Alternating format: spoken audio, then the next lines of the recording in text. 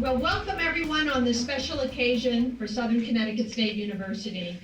Today, we officially open the renovated Hilton C. Buley Library, a building that physically and practically has served as the hub of learning, research, and scholarship on our campus for 45 years. This $31 million project joins with the existing 135,000 square foot addition to more than double our library space. We have the largest and most special library in the state of Connecticut. The new Buley, yeah, that's worth applause, yes. The new Buley features the latest in information technology with its computer labs, cyber cafe, tutorial centers and classrooms, and this wonderful learning commons on the ground floor, providing the best possible environment for teaching, learning, and research. I compliment the architects, consultants, and contractors, and our own Southern Facilities team for their efforts to plan and renovate a building that will excel in both form and function. Of course, the Buley Library project is just one part of a construction program that is steadily transforming our campus. Just across the parking lot, our new academic and laboratory science building is nearing completion. And when it opens its doors this summer, it will offer myriad new opportunities for student research and engagement in the sciences. This truly is an exciting and energizing time for Southern, because we are gaining the physical resources to prepare our students for success in the 21st century knowledge-based economy. With new offerings in in-demand fields, more accelerated programs that meet the practical needs of non-traditional learners, and our ongoing commitment to access and affordability, Southern will continue to be a key player in Connecticut's economic revival. And for that, we owe a great deal to the vision and support of our governor, Brittany Muldowney, as well as members of the state legislature, the State Bond Commission, and the Board of Regents for Higher Education. They have all recognized that an investment in Southern and in public higher education in general is an investment in the future of the state of Connecticut.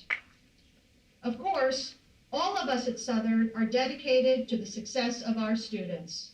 And so we are delighted that the features offered by our expanded library will offer them every chance to be successful.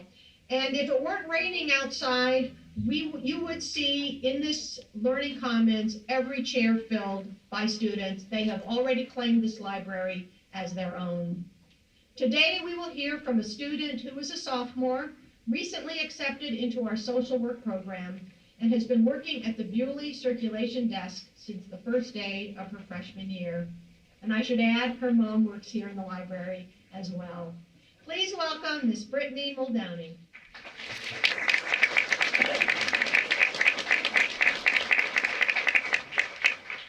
Good morning, everyone. Thank you, President Papazian. As you know, my name is Brittany Muldowney. I've been working here for 2 years. I'm an undergrad, and I was recently accepted into my major. Thank you. My mom, Kathy, has been working in the library since 2006 as a secretary upstairs. I've been hearing about this new library concept since then. Our first office was in the original library. When construction was done in 2008, she moved to the other side, and now she was just recently moved to the new part upstairs in her fabulous new office. After this long process and 7 years of excitement, they're both ecstatic for her new office. When I first started here at the circulation desk on the main floor in the other section, it was so far in the back of the building, no one could ever find the desk. No one knew where it was. The whole building was so inconvenient, and even more so during the construction. I have been eagerly awaiting the opening of the library since the wall went up separating us, and luckily during spring break, I was one of the ones that tore it down. So that was fun. The library didn't have the space and the resources that the students needed. There were very few computers on the first floor, and only a few study rooms that were always booked. There was never enough. Walking into the new library, there's an automatic feeling of space and sophistication. There are so many tables and lounging chairs that are always filled. And the students now have the space to meet with classmates or just have a place to relax. The computers are all brand new, and even the tables with the power outlets allow the students to spread out and charge all of their devices instead of huddling towards the wall. The number of study rooms that we have now has doubled, and within the next few months, we're supposed to be getting a few more. So that's always very helpful to the students. The circulation desk is visible right when you walk in, right there. It's very convenient. And a lot of curious students come to ask the questions, and I'm supposed to have all the answers, so it's very helpful that they can see me. The funny thing is, the most commonly asked question is when the cafe will open, and that's the only answer I don't have. The building has a classy feel to it, with the beautiful Tiffany windows and the art gallery, which will be opening soon. And I've never seen so many students use this library for the 2 years I've been here. So this is the perfect place for students to get their work done. For me personally, I know it will be extremely useful during finals week and hopefully in the future when I come back for grad school. This library is a beautiful addition to our campus, and I'm so glad I was able to be part of this process. Thank you.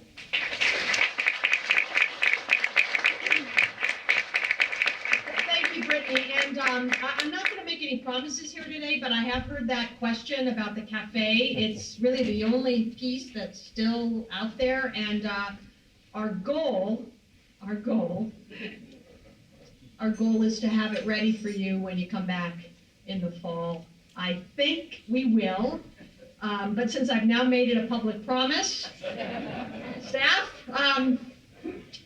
we don't want to disappoint our students now, do we?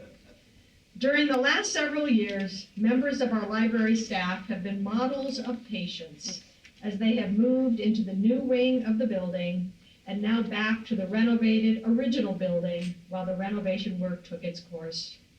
Now they are settled into their sparkling new home and, like our students, able to take full advantage of all the opportunities for learning and research that the new Buley has to offer. Here to speak on behalf of her staff is Christina Baum, who has successfully led her team through this transitional period since her appointment as Director of Library Services in 2007. Christina.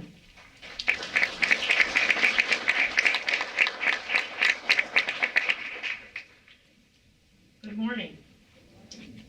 I cannot adequately express to you how happy I am to be here today and how excited I am about the services and programming possibilities there are for this renovated Buley Library building.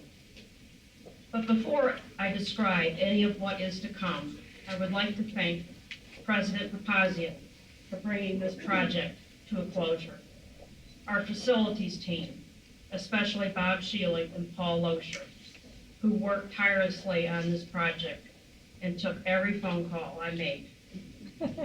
And I must commend the library staff for their outstanding effort to provide first-class service and out-of-the-box innovative strategies, operating a full-service library in what was ultimately intended to be, and now is, the bookstack area. When we moved into the addition and established the temporary service points, a reference desk in the reading area, circulation and reserves in a classroom, special collections across campus in an old cafeteria, offices and study rooms and closets, we knew we could cope for 18 months, but never dreamed it would be over 5 years. And yet, no student graduated in those years feeling like they didn't have a campus library. And the faculty have expressed time and time to me how incredible the librarians have been at meeting the needs of their classes and guiding the research efforts of individual students. But we are gathered today because of the wonderful new facility that today's scholars have access to. And all of us who work here agree it was well worth waiting for. There are a few librarians among us who were on the original building committee, and I'm sure they will agree that in a sort of perverse twist, the delay in the building schedule and the opportunity to rethink and adjust the original plans has allowed us to open a campus library that is even more responsive to the needs of the 21st century student and will help them become successful in embracing the reality of the new world. The Learning Commons concept, the complementary reference and IT support, the group study rooms that support collaborative learning and exploration, smart classrooms, and areas yet to be developed that will yield media viewing and production and Maker Lab technology.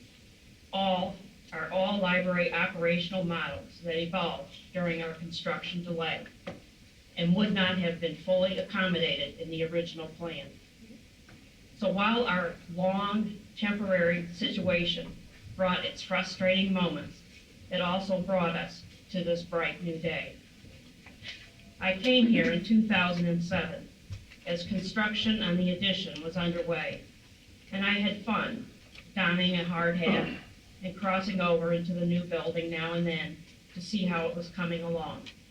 I came full of excitement and anticipation about the programming possibilities that a new facility would open up. And now, finally, I can't wait to get serious with the librarians and the staff to begin exploring the possibilities, hosting events, having 24-hour study spaces available, which will start in the fall, reaching out to the community and the New Haven schools, and creating the vibrant, inviting, living library environment that will be a showcase for this university and the profession, and meeting you all for coffee in the cafe every now and then. Thank you. As many of you know, Buley Library was dedicated in honor of President Hilton C. Buley, who led Southern from 1954 to 1971. We are honored to have two of his grandsons, James and David, with their families, and more than a dozen other Buley relatives here with us today. During President Buley's tenure, New Haven State Teachers College was transformed, becoming Southern Connecticut State College. The new Crescent Street campus expanded from 37 acres and 3 partially completed buildings to 147 acres with 18 new buildings and another 9 on the way. One of those buildings was the library named in his honor, completed in 1970, a few months before President Buley's retirement. I am sure that President Buley would be proud to witness the expansion of this wonderful facility. And here to tell us more about what the Buley Library expansion will mean for Southern's current and future students, faculty, and staff is our Provost and Vice President for Academic Affairs, Dr. Betty Bergeron.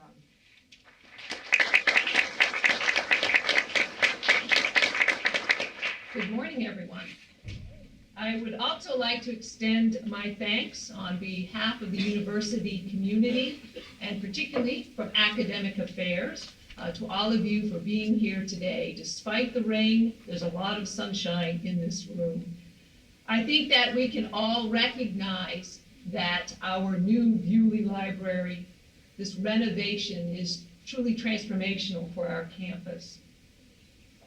As a granddaughter of a head librarian in a small town on coastal Maine, I can fully appreciate the very special place that libraries hold for any community. As Provost and Vice President of Academic Affairs, I have a particular interest in the health and well-being of this particular library for our Southern community. On a practical level, as our repository for scholarly resources, the library supports the research and creative activities of our faculty and our students. Even in this digital age, when it's so easy to Google the answers to our questions or to perform elements of our research online, we still need this physical library to house our research and collaborative activities, to provide a hub for that scholarly learning enterprise. The library at any university represents the very heart and soul of that institution.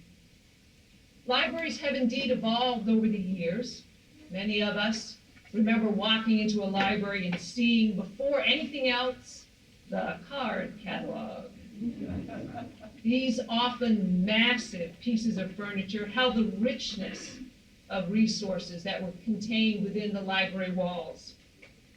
I certainly remember standing and thumbing through the cards in those drawers, looking for what I needed, and for me, hoping I had spelled my resources correctly. Each card had been individually made and typed on something called a typewriter to ensure that those resources, those books, were shelved properly and in the places where they needed to be. Today, almost everything is automated. The card catalog has been replaced with databases and search engines, and we literally have the world of research and learning at our fingertips. But a 21st century library is certainly much more than a place to look things up on a computer. A university library is that special place where we and our students engage in scholarly pursuits, explore the richness of literature, delve into the mysteries of history, and become immersed in art and music. In effect, a university library serves as a foundation and a physical reminder of all that we do in service and support of our students. Fortunately for us at Southern, our library is indeed in good hands. Over the past few years, as we have awaited the completion of this renovation, our very talented and resourceful library staff has made the best possible use of the beautiful new addition under the very capable leadership of Dr. Christina Baum. And I do want to extend my personal thanks to her as well, so thank you. To all of you who've been part of the planning and the waiting, I say thank you for your patience. You know better than any of us, perhaps, the significance of what we celebrate today. The new Buley brings to Southern a state-of-the-art library facility that will serve to enhance faculty and student research, creative activity, academic exploration, and the community as a whole. We have much to celebrate and much to be grateful for. So once again, thank you for being here on this very special day and for sharing in this occasion. Thank you. Thank you, Provost Bergeron. It is now my pleasure to introduce Connecticut State Librarian Kendall Wiggin. Mr. Wiggin is a graduate of the Simmons Graduate School of Library and Information Science. In his capacity as the Chief Administrative Officer of the State Library since 1998, he directs the development and administration of library programs and services, including administrative services, information services, library development, public records, state archives, and the Museum of Connecticut History. He also works closely with the Association of Connecticut Library Boards, the Connecticut Library Association, and Friends of Connecticut Libraries and others to advance library service to the citizens of Connecticut. A former state librarian in New Hampshire, he is currently the president-elect of the Chief Officers of State Library Agencies. Please welcome Kendall Wiggin.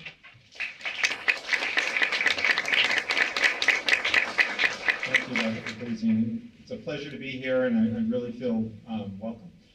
In addition to all those things, I've also had a close connection with the library school here, and for all these 16 years, I've spent a lot of time here, in this building, out of this building, back into this building. So when I came down for a meeting last week and walked through the doors, it was like, it's come full circle, and I'm so pleased for all of you.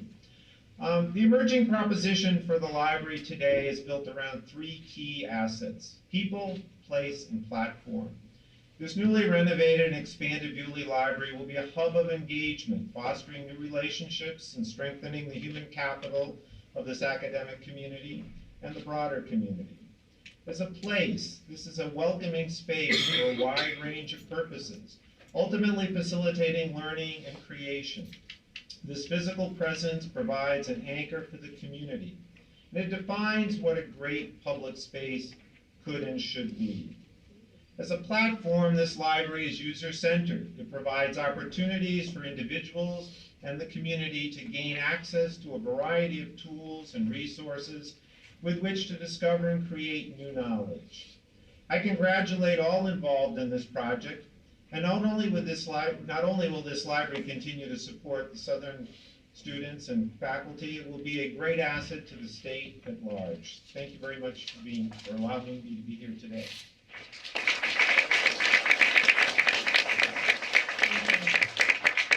The State Department of Construction Services is responsible for the design and construction of most of the major buildings within the state public higher education system, including many here at Southern. The first groundbreaking on our campus took place in 1951. And since then, we have had a long and productive partnership with the DCS, or the Department of Public Works, as it was previously known. And we'd like to continue having a very long and rich partnership. So please welcome the Deputy Commissioner of Construction Services, a good friend of Southern's, Mr. Pasquale Bud Salemi. Bud.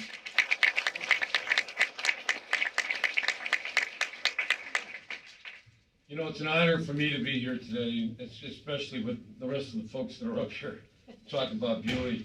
I'm here to talk about Buley Library, the design and construction project, and because that's what I know about. And start off by saying this represents, what you see here today represents for us a second chance that you gave us.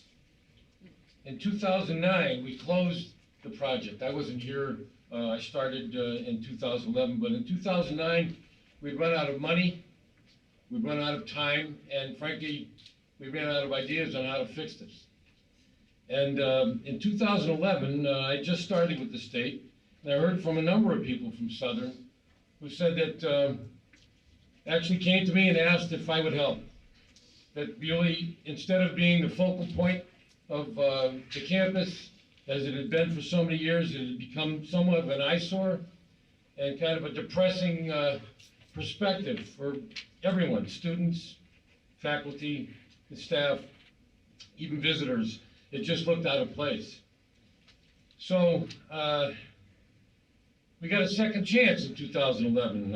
I went to, together with Emilio Pizzafrato, who's here today. Emilio is the Director of Project Management that helped me with this project, and Emilio and I talked to Keith Epstein, the BOR, and Keith said that he would find some money, put together some money to get this project off the ground again.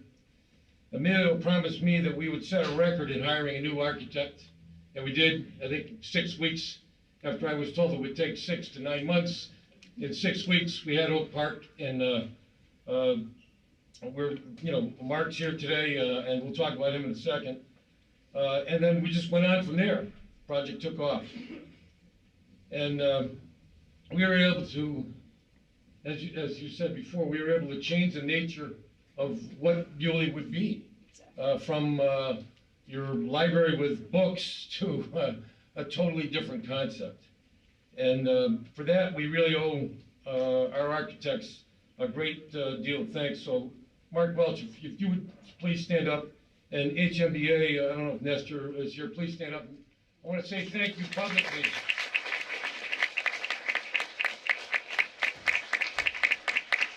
We started out, Mark will remember this, we started out a little bit inauspiciously because I had him in my office and I said, well, what's this story about, Bob Prentice was there. Bob is project manager. I'm going to have Bob get up in a second, and I said, what's this story about you want more time than what we had here? And he said, I need more time to do this. And I said, no, you can't have any more time. We got to get this thing done. And as it turns out, you got more time because the project was able to grow thanks to Keith Epstein, who got, 5 or 6 different pots of money to get this project going and keep it going. So thanks again, Mark. You guys did a beautiful job. And I still think I was right about time. But, anyways, you did a great job. So thank you. We had a lot of support from all the folks that work on design and construction with us here. Actually, Bob Prentice, Bob, would you stand up, please? Bob was part of the original Buley Library project, and You certainly didn't waste the opportunity for a second chance and did a great job here. Bob, thank you so much. You know, you really took care of this project for us and made sure that it happened. It's absolutely beautiful, and we thank you so much for all the work that you did. And together with Bob, I know down here with Bob almost every day, or every day I should say, is Eric Lesney. Where's Eric? Eric, say hello to everybody. Southern Zone, Eric Lesney, who, by the way, I'm told is greatly responsible for the stained glass over here. Eric, this is absolutely beautiful. There's another building in the state of Connecticut that has such beautiful artwork. So that was a great job, and thank you for your help in getting this done too. We have our construction managers. I don't know if I think they're from here today from Skanska. Al Googling, is Al here somewhere? Al, you and the folks at Skanska got this project off the ground when we needed to and kept it going forward, and really we want to say thanks to you too. This was a difficult project. It changed, I don't know how many times. Mark knows how many times. He has all the amendments, but it's changed so many times, but you guys kept up with it and did a great job, along with SBS too. I think Mark Sklanka, is Mark here today too? Strategic Building Systems, they were the construction administrators for this project. And it just, like I said, we got a second chance, and we wanted to make sure that we made everything out of it that we could. This is a beautiful building, and it took a lot. I know there were people that had to be patient to get this building here. And rather than apologize, I'll just say thank you for the second chance, and we hope that you enjoyed Buley Library. And we hope my understanding is it's the biggest library in the state of Connecticut. It's certainly the finest library in the state of Connecticut. And we hope it'll be yours and that you'll enjoy it, you know, for many, many years to come. I think that it's an example of what the Department of Construction Services can do when we work together with a great facility staff. Bob Shealy and all the staff here at Southern, thank you so much for working with us on this and getting this project done. Thanks, and Dr. Gray, thanks the BOR for the support. This was not an easy one to support, I know. Thank you very much. Thank you, and you know, we like to look forward, and many of us have said, sometimes in the middle of things, you think you've lost, but in fact, we've actually won, because we have this incredible facility. As I mentioned earlier, it is our great pleasure to have members of the Buley family with us today. They have come from as far afield as Vermont and California to be with us today. They did not bring the San Diego weather, though, but they're here. So let us give them a true Southern welcome to our campus. And they're all sitting in front, so please.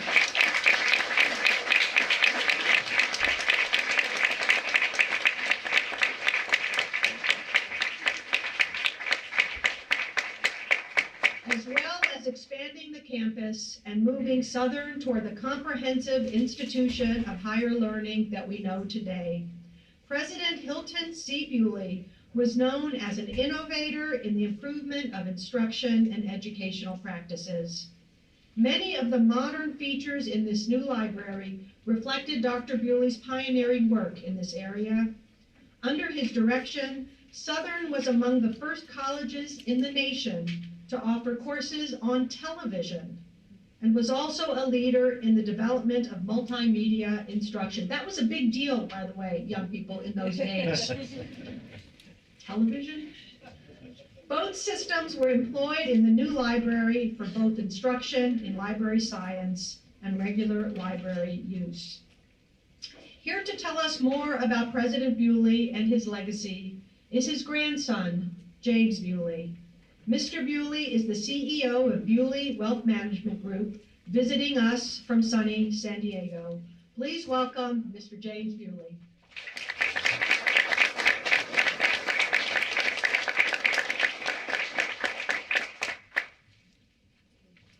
Good morning. Well, we are very excited to be here today, especially to be in a place where I don't think I have to worry too much about my last name getting mispronounced.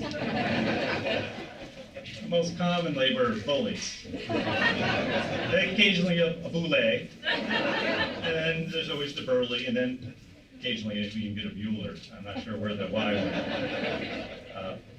So on behalf of my family and all the Buley relatives in attendance today, we'd like to thank everyone that was connected to the renovation of the Hilton C. Buley Library.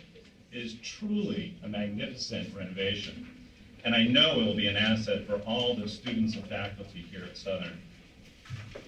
My first memories of the library were actually blueprints. They actually printed them out. Were blueprints of the original library on drafting tables in the basement of my grandparents' house. And I know that my grandparents would be truly impressed with the renovation today. As you heard, my family is actually from San Diego. So we come back every summer and visit the East Coast, and it's important for me to make sure my kids have a connection with the East Coast. And, you know, being from California actually has an advantage. It has several advantages, but one of the advantages, when you talk about being from San Diego or being from California, first of all, if you get to talk in public and you say something good, people are truly impressed. And then if you say something totally crazy, they just go, that's that crazy California relative that came out. That's okay. So it's been great watching the renovation take place over the last several years. We visit the university almost every summer, and so it was very nice to hear that it was going to be completed. What you probably don't know, though, is that my grandparents, Hilton and Arlene Buley, are actually buried in the cemetery that's located between the library and the football stadium. Now, my grandfather chose that spot because he passionately loved Southern, and he passionately loved football. He loved football so much. In fact, my first memory of Southern was actually going to a football game. And I just remember as a small kid, the mascot coming up to us, and I got a handful of feathers from him. I still have those feathers today. You know, I gave a great deal of thought of what to talk about today. You know, what do you say when, at a ribbon cutting ceremony, when the building has your grandfather's name on it? And I thought, you know, you probably will hear about the accomplishments of Hilton Buley, but maybe not so much about the man. Who is this guy? How do you get your name on a side of a building? And so if you'll bear with me, I'm going to give you a little bit of perspective on Hilton C. Buley, some of my memories, and hopefully maybe a better understanding of who he was. My grandfather and his two siblings lost their father at a young age, and he went to college on an athletic or football scholarship. He attended Hobart University, and at a time when you actually folded your football helmet up after the game and stuck it in your back pocket, he actually is listed as one of their all-time greats. He was also All-American in lacrosse. He continued his studies. He went to Cornell for his master's, and then he went on to Columbia for his doctorate. And in fact, he met my grandmother, Arlene Buley, at Columbia. So the story goes like this. He was actually walking down the steps of the library on his hands in a handstand. And my grandmother saw him. And as my grandmother said, I set my cap for him. Now, what you should also know is that Arlene Buley was truly the great lady behind the man. And with a degree in library science, her influence was actually throughout the original library. So that's really the kind of the quick history lesson of where he came from. And now a little bit more about the man. You know, I think about some words that might describe him. And I was trying to write these down, and I started coming up with an awful lot, but just integrity, formality, creative, diplomacy, was passionate, was hardworking, loyal, athletic, stoic, and altruistic. And those are the words that really come to mind when I think of my grandfather. And I really wish you all could have met him. So let me give you a couple quick memories, and some of them are fun, and some of them are just things that I think may inspire you and encourage you, or at least divulge a little bit of the character of Hilton Buley. You know, when I mentioned he was altruistic, he went through college on scholarships and loans. In an age of self-entitlement, self-gratification, you know, he not only paid back all his loans, he actually paid back the scholarships. I wonder just today how many would actually do that. He was very proud of paying those scholarships back. And I think that's something that would be considered extraordinary today, or really any period of time. And when he first came to the college, everyone knows it was New Haven Teachers College, and I believe it had 2 buildings? 2 buildings, and he guided it through a multi-million-dollar expansion. And so he had to secure the funds for 17 new major buildings. So he must have been the best salesman, diplomat, saint, to get all those assets. But you know, personally, I actually think there was actually a different way. You know, as I mentioned, he was very athletic. And he used to love the game of golf. And he was a scratch golfer. And that's in a time when people used to do a lot of business on the golf course. In fact, my grandfather used to say, you know, a lot of business is conducted on that golf course. And I remember playing with him, and he would take a shot, and he'd say, I'm just going to shape that shot up around those trees. And he would do that, and it would just land right up on the green. I wonder how many buildings were actually secured with a low score bet on the 18th green. He tackled obstacles by looking for the not-so-obvious solution. At one point in the expansion, there were some buildings that he could not get permission to tear down. So he thought creatively about it, gave the buildings to the fire department for training, let them burn them to the ground. Problem solved. And then, of course, when it came to the football stadium, couldn't get quite enough funding. So my understanding is he made a deal with the National Guard so they could use the station or the stadium for their planning and practice purposes as well. In a time in the 60s when there were riots, he brought the students all off the picket lines or the riot lines and brought them into an auditorium so they could talk about their concerns and get back to learning.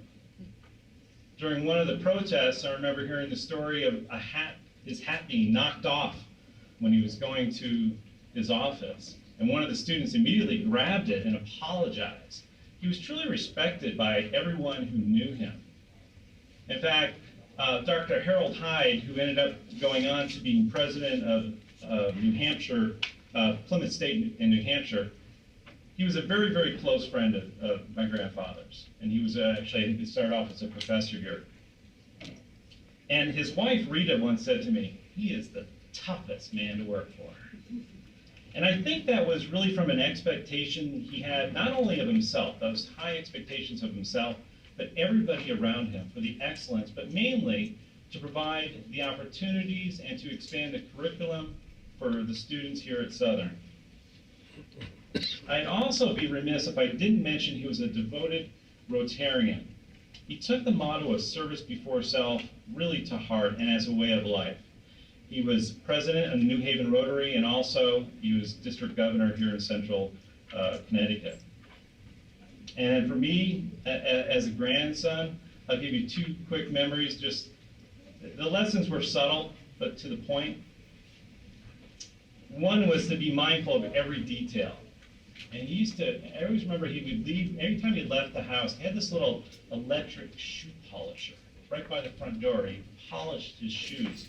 And I remember him saying to me, tell a lot by a man by his shoes. And of course, the implied meaning is every detail counts.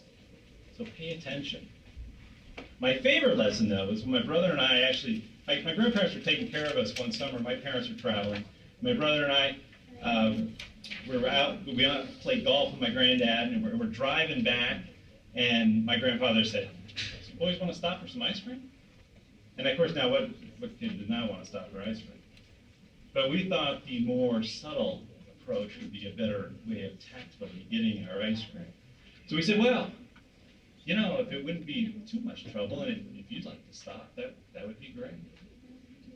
And we drove right by.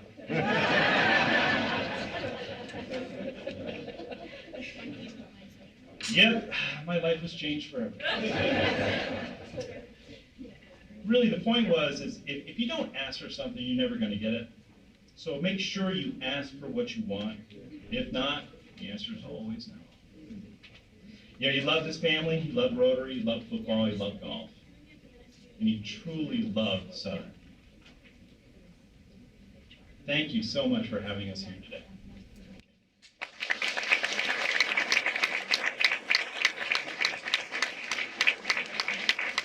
James, I'm going to ask you to stay. We have a photograph of the Buley family I taken back in the day for you and for your family to remember this day and joining us. So here's for you and for the whole family.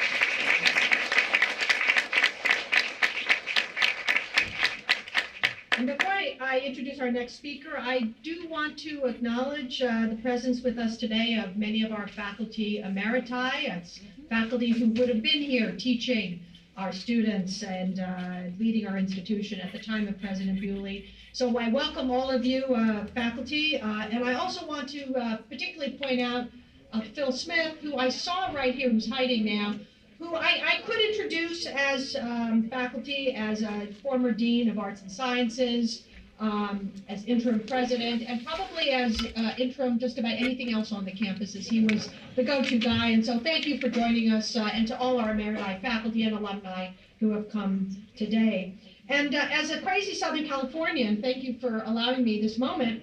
You have also reminded me that we have an outstanding invitation that we're going to make to you and your family.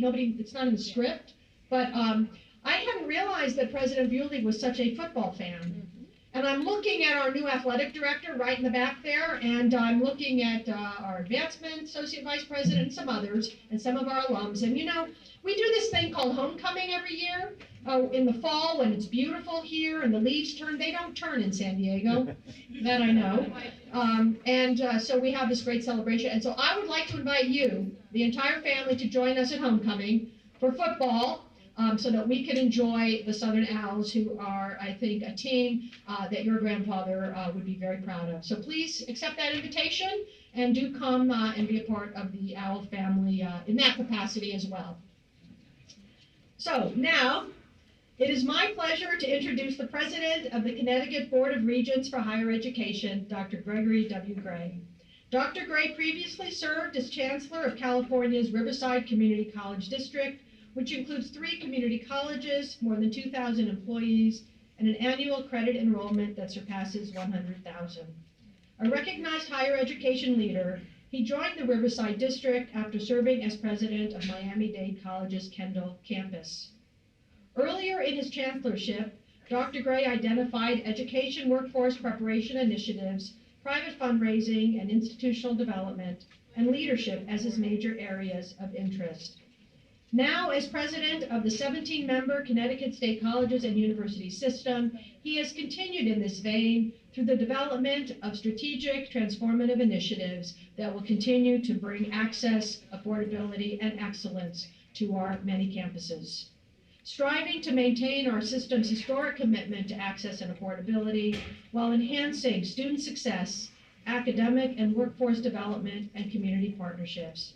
Please join me in welcoming to the podium Dr. Gregory Gray. Thank you very much, Mary, and truly I appreciate being invited here today to celebrate in a very, very special occasion. I believe this is a celebration today for many, many, many reasons, actually not just the library. To the members of the family, nice to see you and meet you. Has to be a very special day for you because you come here and you hear the great admiration that people had for their grandfather, and now you're truly linked forever to this university, and it's a very special time. I'm thinking as you go home tonight to think about those memories. So many people that you talked about, I mean, these buildings don't happen by coincidence or chance, and particularly this one did not happen by chance or coincidence, but by very hard-working, tremendous professionals. All of you, I am sure, will take great pride in this. Nice to see the mayor again. Look forward to hearing from you. But let me say, in terms of what I consider a library to be and a university to be, I really think that the heart of a university rests with our faculty. As you take students on this journey of intellectual pursuit and curiosity and getting them to the end of their journey at Southern. But the soul of that university rests here in the library and with all the new facilities that you have here. And I'm a firm believer that we can have institutions that have great students, but unless you have the heart, the faculty, and the soul, the facilities, you're not going to get to the next level that you hope to get to. And so what you're experiencing today, I think, and the celebration for me, is that the heart and the soul of Southern is now coming together. As I walked in today, I was so impressed to get to meet some of your former employees here and administrators, and boy, does that say something about this institution. The passion that is here.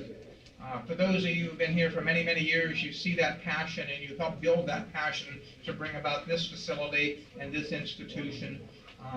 What I'm suggesting to you is the celebration today is not about just President Buley, but also about an institution that's poised very nicely now to be able to move from being very good to being very great. Congratulations.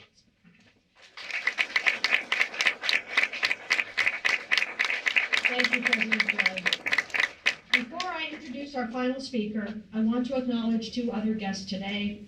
As you know, our library is graced by 4 beautiful Tiffany windows that were donated to Southern back in the 1970s. These wonderful examples of the nouveau art of the celebrated craftsman Louis Comfort Tiffany came to us courtesy of the efforts of Southern faculty members Robert Koch and Robert Phipps, along with President Buley. Robert Phipps was also a trustee at First Church of Christ Center Church on the Green in New Haven, where 3 of the windows originated. We're honored to have with us today his wife, Mrs. Joyce Phipps, and her son, Keith. Thank you, Mrs. Phipps, for your husband's role in entrusting Southern with this wonderful legacy. Let us all thank them.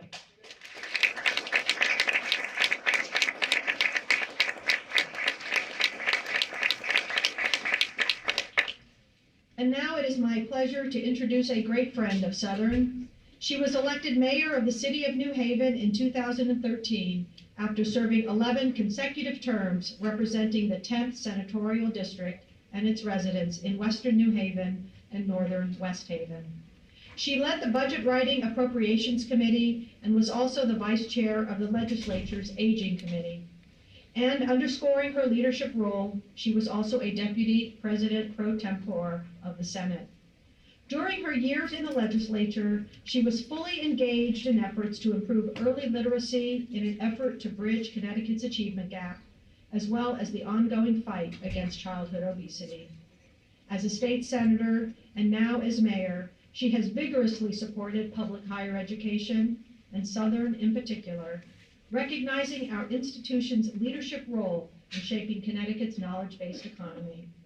In fact, in just a few weeks, we will be announcing an exciting new biotechnology partnership between Southern and the City of New Haven that will enhance research and learning in the sciences, create student internship opportunities, and promote long-term job growth. Please join me in offering a warm welcome to Mayor Tony Hart.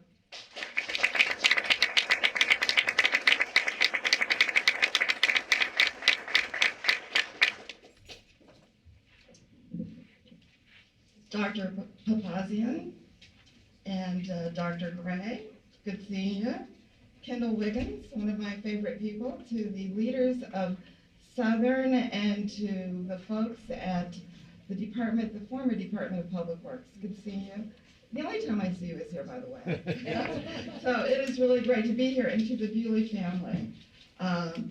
Good morning, and good morning to everybody. I am so pleased to be among all of you for this milestone event, and I've enjoyed listening to so many thoughtful speakers, and I want to thank you all for sharing your perspective on this occasion. And you know, I've thought about libraries, and when I was in college, it wasn't just the heart of the university, it wasn't just the soul of the university, but for me it was a lifeline. And so for so many students, it is the one place where they can get it together. So for me, that was the case. There is no understating the value of welcoming a well-appointed library. And this new facility is all of that. As a state senator and now as mayor, it warms my heart to see the emergence of this university campus as a gleaming beacon of higher education. Libraries, and Kendall Wiggins knows that I believe this, as does he, have always been a part of the foundation of our society. When Benjamin Franklin and his associates began working toward the first American library nearly 300 years ago, it was in large part because only wealthy merchants and clergy members had books. Benjamin Franklin and others realized that by using simple economics, they could pool resources and use that purchasing power to acquire books and then make those books available to a large number of readers. Beyond that, the founders had an idea about democracy, that the collective will of an informed electorate could and would steer a just and moral society. They believed reason could and would prevail over might, assuming the people had already access to all the pertinent information. So libraries began collecting books about a wide range of ideas and topics. At the same time, the founders envisioned an independent press and wanted its journals and publications to be made available in public libraries. President Kennedy once said, quote, "If this nation is to be wise as well as strong, if we are to achieve our destiny, then we need more new ideas for more wise men and women, reading more good books in more public libraries." Today, I think President Kennedy would be proud of New Haven and all of its libraries. And I'm so proud to be here to witness the official opening of this one. And it has been a long time. Congratulations to all of you at Southern Connecticut State University. Congratulations to the sponsors.